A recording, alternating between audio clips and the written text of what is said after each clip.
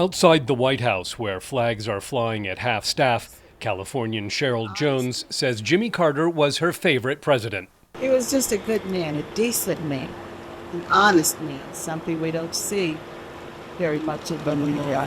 Kit Burns, a resident of the Washington state city of Tacoma, best remembers Carter for his work building homes for people in need. There's a number of Habitat for Humanity housing near where I live.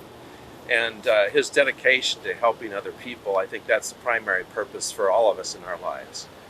And it's terrible, the state of the world is where we're not helping people.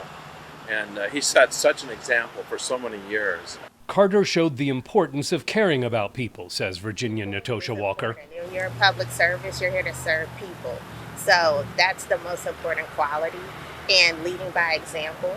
You know, he had Bible study, he did Habitat for Humanity. Those are all good examples of how we should lead and how we should interact with our fellow Americans. The New York Stock Exchange held a moment of silence for the former president before its opening bell Monday.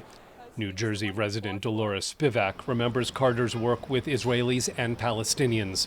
I am so in awe of him. I'm in awe of his presidency because he was the one who fought for the environment, civil rights, but afterwards his books that he wrote, especially on the Mideast, were tremendous.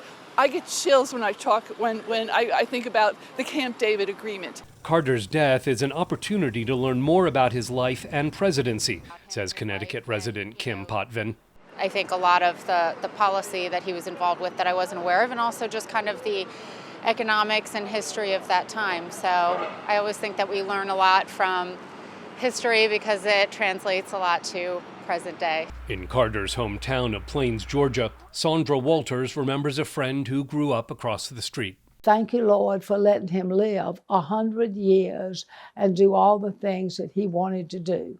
And I think he accomplished so much that who could be sad over anybody who had done what that man had done from a little town in Plains, Georgia, raised on a peanut farm, and became the President of the United States. Carter will be buried in Plains after a state funeral in Washington on January 9th. Scott Stearns, VOA News.